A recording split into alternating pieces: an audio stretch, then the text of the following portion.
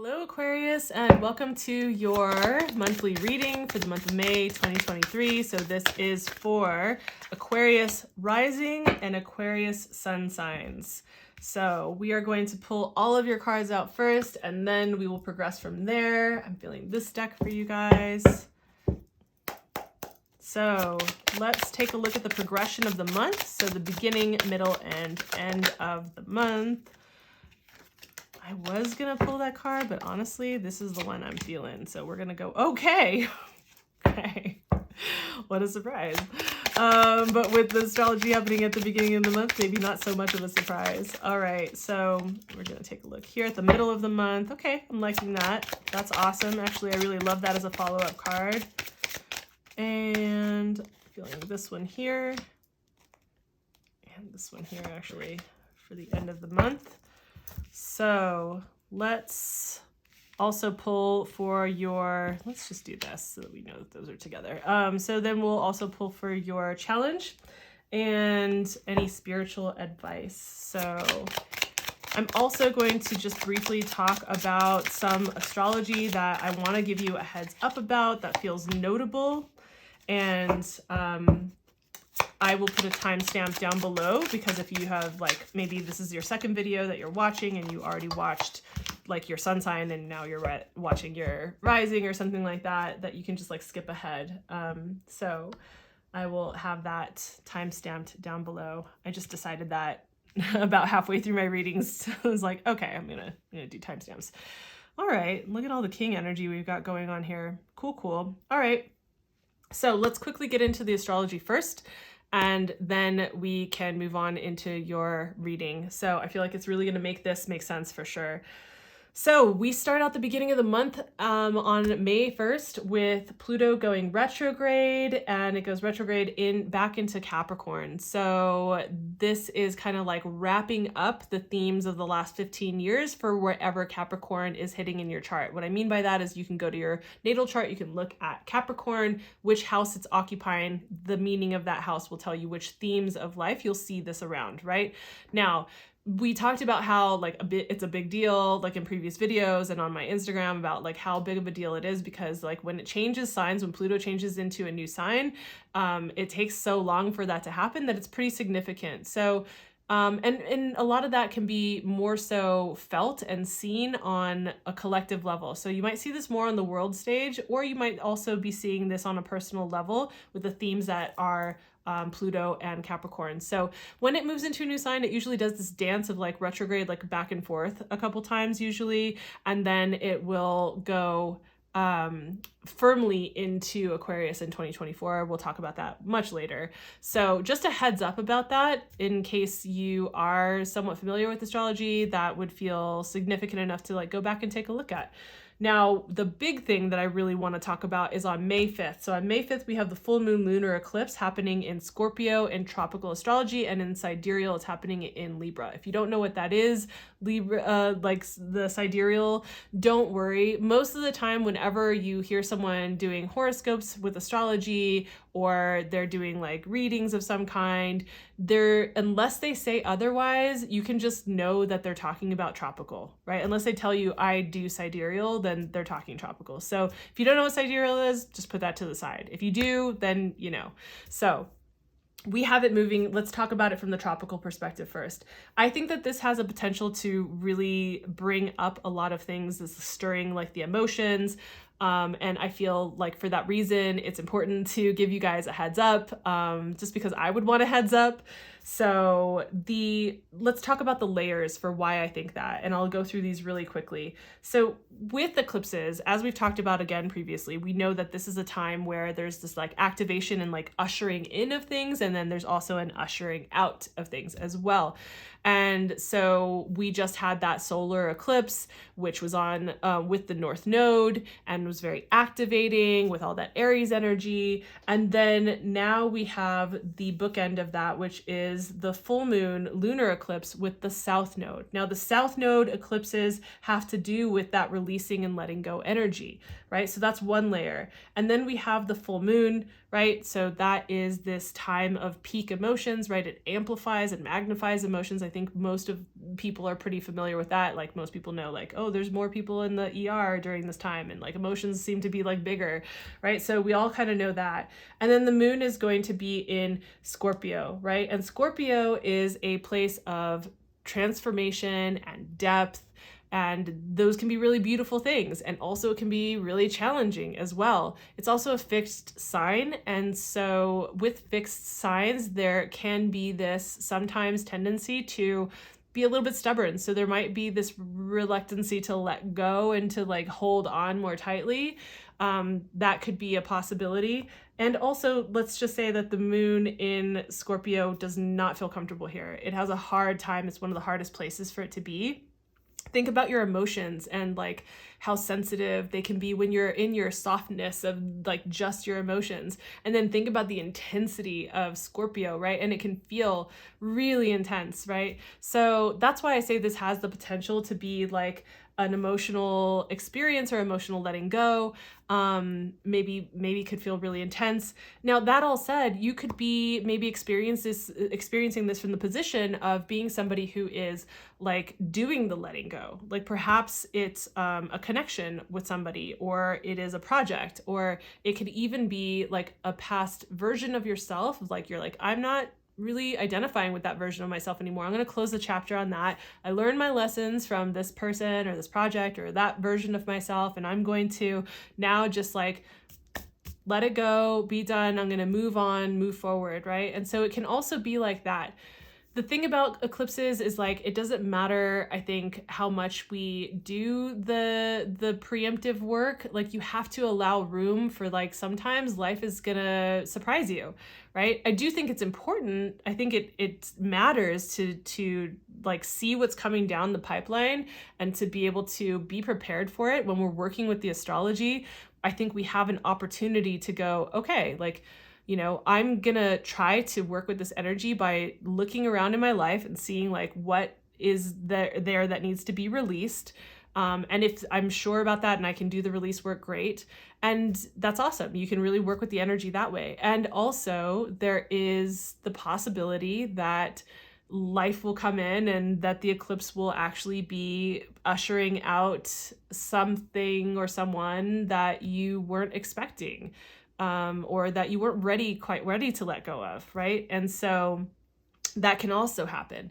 And the thing I think to remember there is to be prepared by just going, okay, like if, I don't know, I think it brings some sense of maybe peace or resolve or, you know, just affirmation when we can understand what's happening with the patterns. And if something leaves our life, we can maybe have like some kind of rhyme or reason to say like, okay, yeah, like I was kind of expecting this energy to happen, maybe not in that place, but I can work with this now in a different way. I think there's some kind of peace I think that comes with that. So that's what I'll say about that. And the last thing I want to mention really quickly is that on the 14th, really quickly, sorry. Let's not forget the sidereal people. So sidereal people, like this is happening in Libra. And as we know, like all the different things that Libra some of the things have to do with harmonious relationships, not just romantic, but yes, it can be romantic, but harmonious relationships with other people, the way that we relate. The Libra wants to connect. It wants to bridge that connection with other people in a harmonious way. And so you can see an eclipse of this nature might actually still be intense because it could be really hitting those areas. So you'll want to look at your chart to see if you're doing tropical, where Scorpio is and what house that's affecting. And if you're doing sidereal, which house Libra is occupying, and you'll get the themes that you need for that. So last thing is that Mercury is coming direct out of it's being, been retrograde, and it's coming direct on the 14th. Just side note to remember, just because a planet comes direct doesn't mean like, yay, everything's working perfectly. No. So if you've been noticing, like if you felt this particular Mercury retrograde, some people feel more, like some more than others, right? And so if you've been dealing with stuff around this particular Mercury retrograde, you might notice like some little remnants are still like after the 14th, like lingering and like kind of dissipating, but it takes time for like the momentum to start to build up for Mercury to be at its regular speed. So like a week or two, something like that, you might notice like it takes that time for like the momentum to start to build. So there's a whole lot of astrology happening at the end of the month going into June that I would like to talk about, but I'm not going to because it would make this video far too long. So like, let's not do that.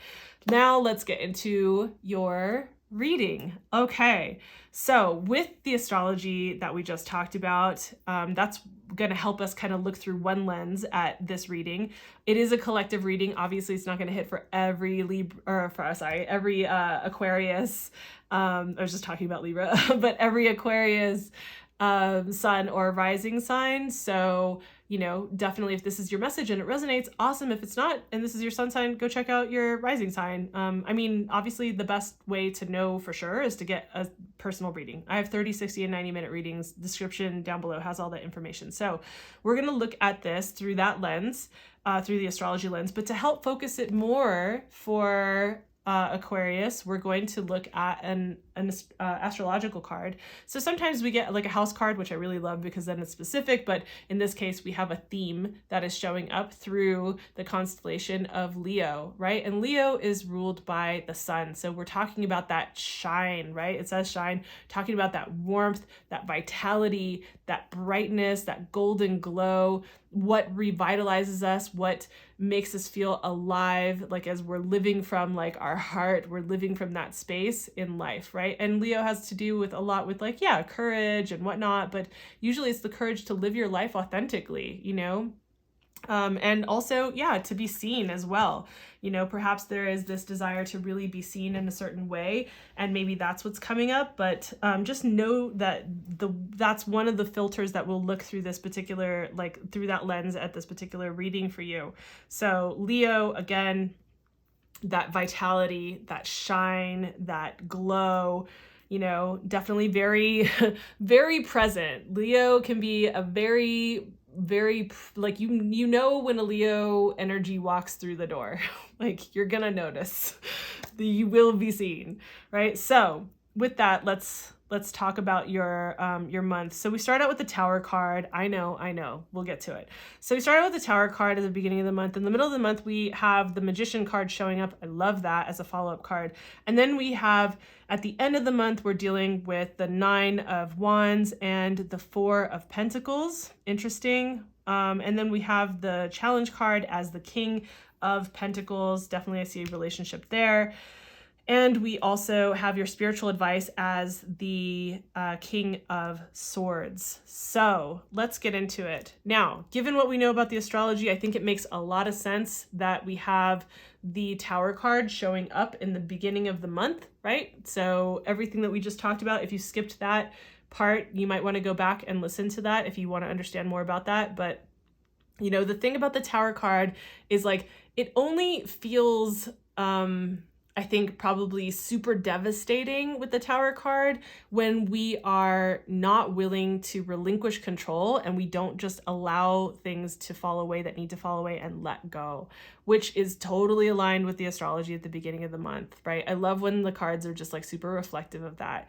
So here we have that coming together in a really powerful way. Like whatever structure was being built, whatever, it's like trying to build a house on sand, right? Like the structure wasn't stable enough. It wasn't going to withstand the test of time, and it needed to like be leveled and to come down back to a clean slate, to square one, to start to build again, because whatever was in the way that it wasn't going to last, not in that way. So whether this is a relationship, whether this is like a work project or whatever it is, you, I think, know, especially because if we look at this particular theme, I'm sure that you have an idea of like where in life this is related to. But the way that, and this could also have to, especially because we're not looking at a specific house, this could have to do with your vitality and like how you live your life, how you express yourself, how you go about, you know, living your heart path on this planet. And perhaps the way that you were going about that wasn't really working the way that it was, that you were doing it before. Like it needed to have a change. It needed to have some structures removed and totally leveled. Maybe certain relationships with friends or, you know, colleagues or whatever had to be like swept away in order for you to have a clean slate. And I really love that we come into the middle of the month with the Magician card, because it's like once that clears away, then we have the possibility to really create. That's the thing that I love about the Magician card, is the Magician card is like, people can talk about it in terms of like manifestation, but like it's, yes, it's materializing. It's utilizing everything that you have at your disposal to create something. So now you can be more effective and powerful in your creation of what you're trying to create in your life, either the life that you're trying to create for yourself, or maybe it's a relationship or a career, whatever it is. Sorry, you guys, I had a phone call come through and totally interrupted the video. So this could be about, like, again, you know, creating a project, creating an identity, creating a home, like whatever it is that you're creating, a relationship, right? Whatever you're creating for yourself, you have this ability to do so. And one of the things that you see with the Magician card, like just to point out some of the symbology, right, is you have, you know, water, earth, fire, you have the sword on the table, air, right? You have like everything that is, oh, I'm sorry, the staff here is the fire, right? You have all of the elements present. So all of the elements present that you need to create, you know, and you see him like wielding his wand as above, so below. There's this alignment, there's this connection to the, whatever you want to call it, divine, the cosmos, the universe, whatever it is, you know, and so you have this ability to really create. So I think that that clears and levels the playing field. So now you can go in and like really create. And you may not have everything that you maybe want to create the thing that you're going to create or that you're working towards, but you have everything you need to create powerfully. And I really love that card for you.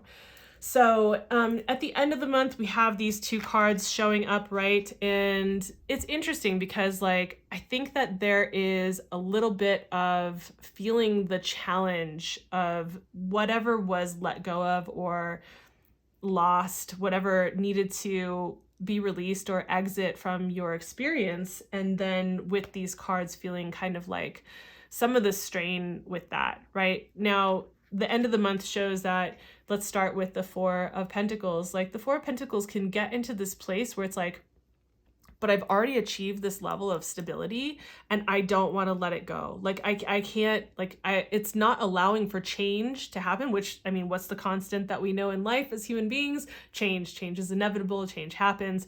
And so it's like trying to freeze things in place in time and like not wanting anything to change. And so holding so tightly to your, any level of stability that you have, that it blocks the energy. It doesn't allow for the energy to really move freely. One way to look at the symbology of the card, and there are a few different ways, but one that's coming through for me right now is that, you know, you notice that there is one at the crown and at both of the portals under the feet here, right? The energy centers there. And it blocks the flow of energy for coming down or from coming up through, right? From above or below. And also very protective of the organs in the body, the center place of the body where it's like all of our main organs are. So feeling very protective, feeling guarded, not wanting things to change. And there's a blockage of energy when you do that. It makes things harder for you. The thing about the Nine of Wands is that there are two different warriors that can show up in this place, right? You can be the wounded warrior, like this guy appears to be here, right? Or you can be the seasoned warrior. Essentially, what you're being told at the end of the month is that, look, change is going to happen. And, you know, you might feel resistant to some of it, and do what you can to embrace that change. Do what you can to work with those challenges, those challenging feelings. You want to definitely be taking care of your health at the end of the month for sure, because you need reserves to draw upon, because you're not done yet, right? There's more work to do. That's the thing about the Nine of Wands, is like the battle's not done, right? There's still another hump to get over, essentially. And so like it's kind of like you gotta keep pushing. And if you're already depleted from the previous trials and tribulations before battles, right? If you're already depleted from that, then, and you're not taking care of your health, you have no reserves to draw upon. So it makes the movement forward to get through that last hump, it makes it so much more challenging and difficult. It's like trying to wade through knee-high mud, right? It's like, it's really, really challenging. So the other way to be able to approach this, if we're able to like reframe things and shift our perspective and work with the energy, is that you can come in as the seasoned warrior, right? The one who is like, he takes care of his health and his vitality. He's like, can take the wisdom that he has acquired from all of the different engagements, battles, right, that he's been through, and brings that energy forward and is able to utilize that wisdom in the next, getting over the next hump. So has the energy reserves to draw upon, is gleaning the wisdom from what happened previously and able to really move forward in that way. So I think that you might experience resistance to change. You might be feeling like, like there's just so much to do, or like it's a lot. And so I would encourage you to allow more flow, allow more flexibility is the best way to put it, I guess. Like allow more flexibility and for change to occur. And also take care of yourself and really look at the wisdom that you've acquired through all of the tribulations and trials that you've gone through thus far, so that you can utilize that in going forward, right? The challenge card that we have showing up here is the King of Pentacles, right? I think that this is definitely like that same kind of energy that we have with the Four of Pentacles, right? When it's in a challenge position, it's like, instead of being stable, it's like feeling really ungrounded, feeling really unstable, especially with the things that have to do with our Maslow's hierarchy of needs, like finances, food, water, shelter, stability, right? Like can feel like something is getting rocked, right? And so that can feel really challenging. And the spiritual advice is to step into the energy of the King of Swords. The kings in general are definitely responsible, and they are leaders, right? They have to lead for the kingdom. They are the leaders of the kingdom, and the decisions that they make and how they go about creating has an impact on the kingdom, right? So there's a lot resting on their shoulders, and they all, like all the kings in the deck, they all embody this energy in a very different way. Now, this particular king, I like to call the philosopher king, definitely very, very intelligent, very thoughtful, like really thinks things through and communicates very clearly. Definitely stays true to himself. Like, so staying true to yourself, knowing yourself well, having that clarity, really thinking things through, enact any kind of philosophies that you can draw upon. I'm not here to tell people what to believe or like which philosophies to enact in their world. However, this is like for you to decide, right? So if maybe you like the principles of Tibetan Buddhism or Taoism or whatever it is, like, maybe you like the lessons that come from the Stoics, like whatever it is, utilize the energy that you have, utilize the knowledge, the philosophies that you have at your fingertips, the wisdom that you've acquired, the wisdom that you have, like what you already have, to go forward in creating, to step into that leadership role. Like even if it's just being the leader of your own life and the kingdom that you're creating as being like your life that you're creating, right? You can apply this in whatever ways it makes sense, but this is a place to like really step into being more thoughtful, a thoughtful leader, to being a clear, decisive, and communicative leader as well, and one who really brings forward the wisdom and applies that in the way that he goes about creating. And so that's the energy that is really coming together here, so you can see like, yeah, there's some challenges, but there's also some really great stuff too, especially like, I'm really loving this card for you, these two especially, actually. So, and having the courage to go forward, to really like live from that place, right? Notice like the things that really light you up, that light up your fire, your heart, that really have you live from that energy. And I think that will be helpful in moving through and navigating through this particular month. I will also say, like, if you want to get a sense of like what this, you know, this story looks like, more of the bigger picture, I would say go back and take a look at the solar eclipse videos that I did that were taking you from the solar eclipse to the lunar eclipse. Those videos go from then till then. And I'll have that up on the screen. Also, I'm going to be putting out videos for the full moon lunar eclipse, and it'll go from the full moon lunar eclipse to the next new moon for that period of time. So definitely hit the notification bell if you haven't already so that you don't miss those videos that come out. And also, you know, if this provided any kind of insight for you or was helpful in any way, super helpful for me to have like and subscribe because I'm building this channel. So please consider doing that. And I thank you for your time. I'll see you in the next video. Bye.